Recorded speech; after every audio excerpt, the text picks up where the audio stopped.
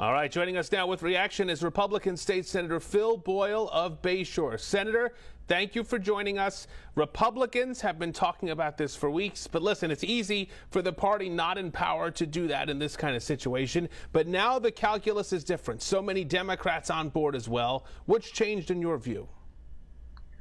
I think the latest allegations from the sixth accuser are so egregious and heinous that I think a lot of Democrats who might have been holding back are now fully in, including the five from Long Island, the Senate Democrats who may have not have called for the resignation, called for the investigation.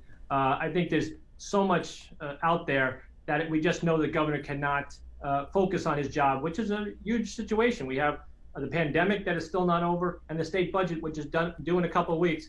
He needs to focus on those things and not the investigations.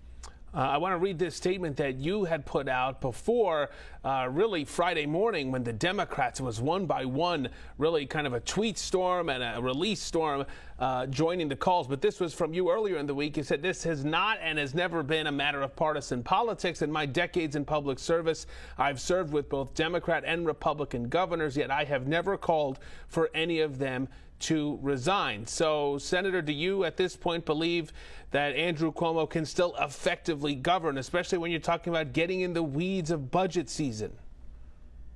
I do not. I mean, he has a serious federal investigation going on regarding the potential cover-up of nursing home deaths, on top of the sexual harassment allegations from numerous women. It seems like more are coming out every couple of days. His focus cannot possibly be on the things he needs to do to lead the state. I think he should step down, and I join many colleagues on my side of the aisle and Democrats in saying that step down, allow Lieutenant Governor Kathy Hochul to take over. That would be kind of very symbolic and significant, since March is Women's History Month, to have the first female governor state of New York, coming on the heels of a governor who was accused of sexual harassing women. So I think it's time for him to go, and a lot of people agree.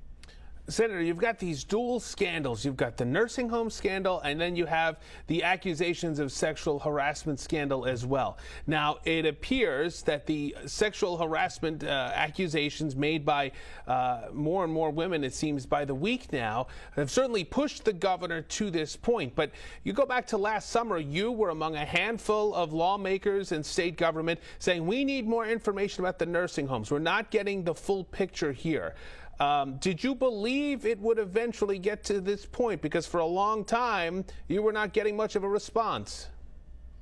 Yeah, Rich, none of us saw the sexual harassment stuff coming. This is mind-boggling.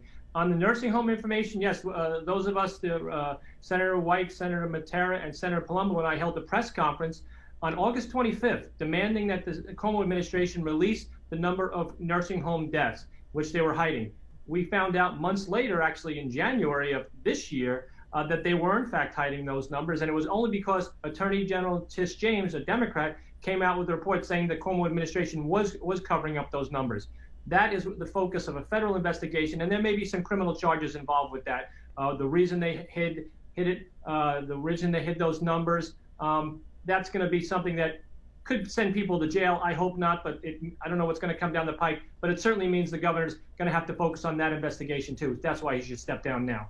You've got a federal investigation. You've got an attorney general investigation into the sexual harassment allegations. It was the attorney general who also put out the report that really, after you and others had been talking about the nursing home issue, really brought it to the forefront, coming from the attorney general's office. So how does this end? Do you have a sense at this point? It doesn't appear that it will end well for the governor, but how do you think it plays out? Yeah, you're right, Rich. I don't think it ends well for the governor. And on top of those two investigations you just mentioned, remember now the Assembly majority is doing an investigation, which will be led by Long Islander Assemblyman Chuck Levine, who's the chairperson of the Judiciary Committee. They'll be calling witnesses regarding the sexual harassment and the nursing home issue. I think in the big picture, it's going to put more pressure on the governor to just say, let's wave the white flag. Please just step aside, do what's right for the people of New York State, and resign rather than us go to impeachment. It's only happened 2 times in New York State history where a governor was impeached, and we don't want to see this happen now. Well, the governor says, listen, we don't have the full story. He says, I was elected by the people. Let the investigation play out. Let the facts go out on the table, and then everyone can make a decision. So he is staying in office, and we will continue to watch as this plays out and these investigations unfold. Senator Phil Boyle, thank you so much for being here. Thanks, Rich.